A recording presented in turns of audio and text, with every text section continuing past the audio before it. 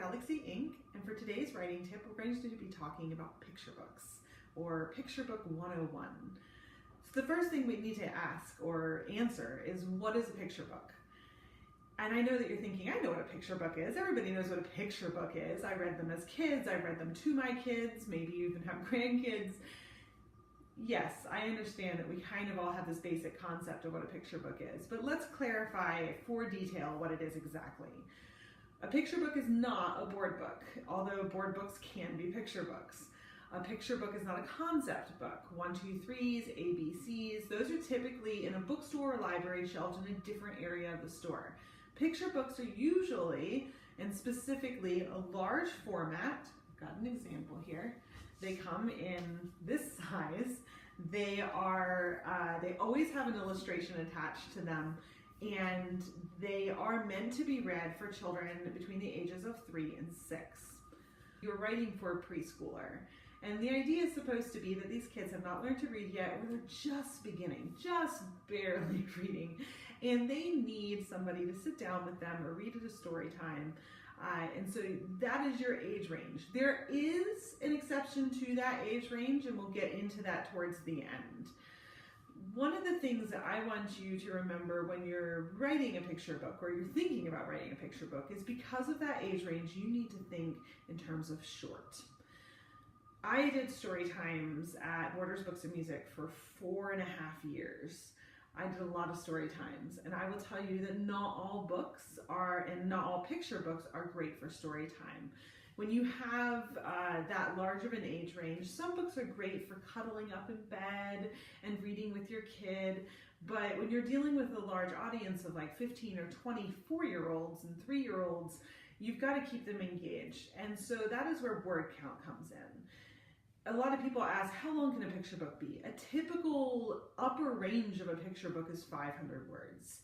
If you've ever tried to write 500 words, it's not much. There's not much going on there, and yet there's so much that has to be included within that 500 words.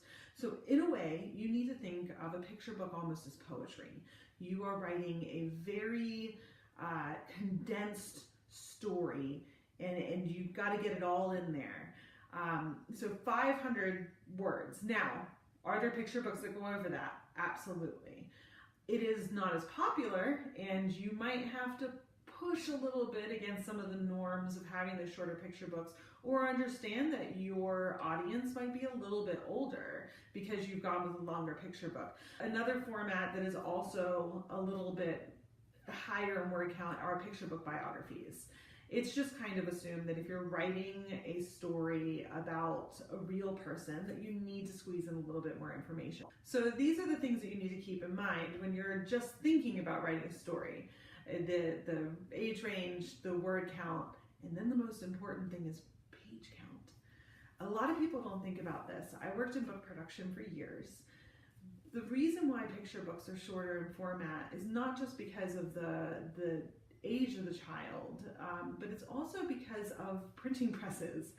So a typical picture book for years was 32 pages. I have an example here. This is Mr. Gumpy's Outing. The 32 pages includes everything from the title page, this is typically called the title page, and the copyright page, and any dedications or anything else you add to the story. Now, obviously, you want to get the story going as quickly as possible, so there's usually not a whole lot of what they call front matter in a picture book, but it does exist. Those picture book biographies we're talking about, there's definitely usually some front matter or back matter, something in the back telling you a little bit more about that person's life. In Mr. Gumpy's Outing, we just get a last page.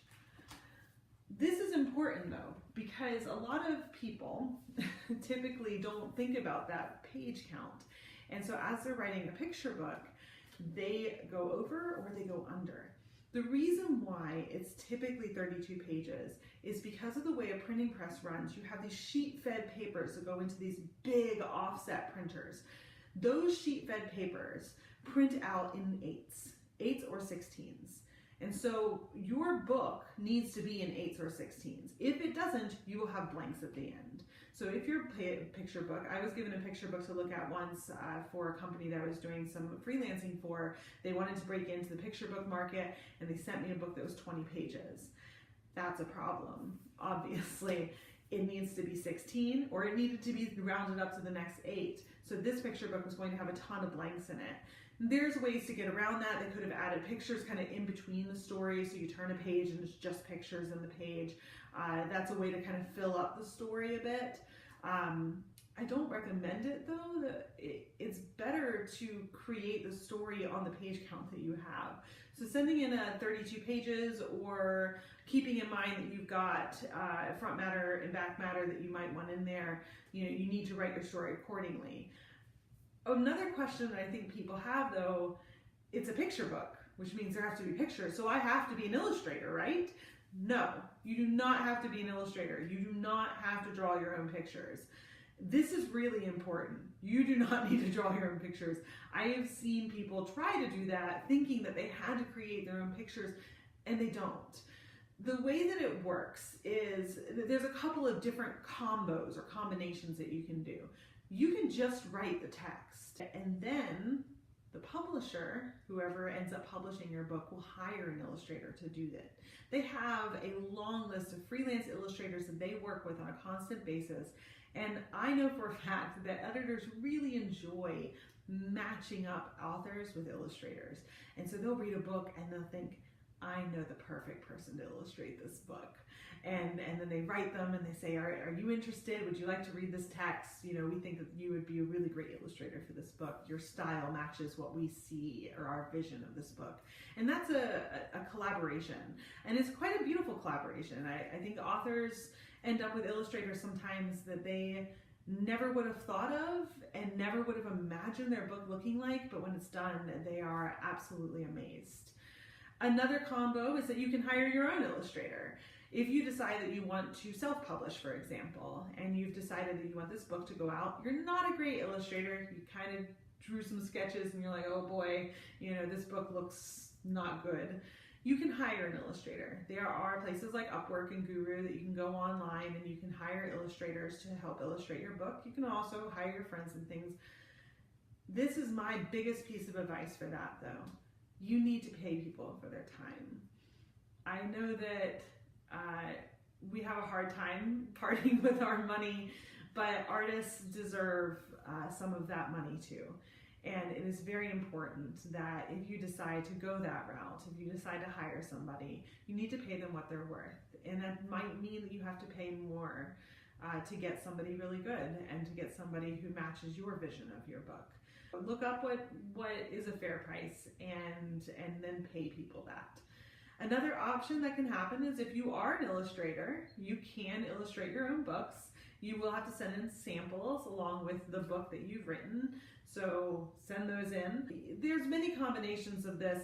Some, it would be easier if you got an agent, because an agent can kind of, represent both your art and your works, and also get you jobs, illustrating other people's books as well. That might be a route you want to go. If you're a writer of a picture book though, you need to think about a number of things. We've already talked about page count. You do need to think about page count, but you also need to think about the page turn. And this is important, and I don't think people think about this. You want your reader to want to turn the page. You want that 3-year-old to turn the page. Now, with Mr. Gumpy's Outing, which I had already shown you earlier, this book is so popular with little kids. I've analyzed this book really thoroughly, trying to figure out why this book, of all books, this book attracts little readers and wants you to read them over and over. I think I read this 5 times in one go once. And some of it's because of the page turns. Mr. Gumpy owned a boat and his house was by a river. In the next page, one day Mr. Gumpy went out on his boat. It's not like a rhyme where you're waiting for the next rhyme on the next page to finish, which is also a good way to do page turns. But it is a way of keeping the story moving. The next thing that I want you to think about is making every page illustratable. What I mean by that is there needs to be something on every page turn, on every line that you've created for your text that an illustrator can actually illustrate. Whether it's an action or something is happening in the scene, we need some kind of visual cue in order to create that illustration. And I say we, I'm not an artist, but the reader needs that too. You also need to be specific. If you want the children in your book to be children, humans, Homo sapien children, you need to put that in there somehow. Otherwise, it's very possible that an illustrator might illustrate them as chickens. Another thing that you need to think about while you're writing a picture book is you really need to remember that this is not easy. 500 words sounds easy, but it's not. It's a lot of hard work, and you're probably going to go through several drafts, and you're going to read this out loud, and there are parts that you're going to stumble on, and parts that you're going to have trouble with, and things that aren't illustratable, and you need to do that hard work that you would do for any other book or any other writing that you do. You need to do that hard work and make that book the best that it can be. That might mean you need to get beta readers who are not people who think that everything you write is fantastic, and people who say, I'm confused about this part and I don't understand this part. And so that leads me to my next part, which is that you need to remember who your audience is. And that comes into waves. The first, of course, is children. You know, your audience is 3 to 6 year olds, or maybe it's 3 to 4 year olds. Your aim is for the lower set. And so like Mr. Gumpy's outing, you want to make sure that the words are simple, that they're quick, that they engage a very young audience, and that they can easily be read at a story time or by a parent or teacher. The other thing, though, is you've got other books. I talked about picture book biographies. They're much longer, and so they actually have an older audience. You also need to think about the gatekeepers. So if you haven't heard that phrase before, a gatekeeper are the parents, librarians, teachers, and any other adults who are making the decisions about whether this book is going to be bought for the kids. So even a buyer for Barnes & Noble, or a buyer at any bookstore, they're a gatekeeper. They receive galleys and free copies of books in hopes that they'll order those books into their bookstores and into their libraries, and so that then the parents, who are the next set of gatekeepers, can then buy them for their kids. Those people are the ones buying the books. They're the ones with the buying power. And as much as we want to say that we are writing for the children, we have to also remember that the adults are the ones buying it. So we also have to capture the imagination of the parents as well, and make them laugh a little bit and chuckle.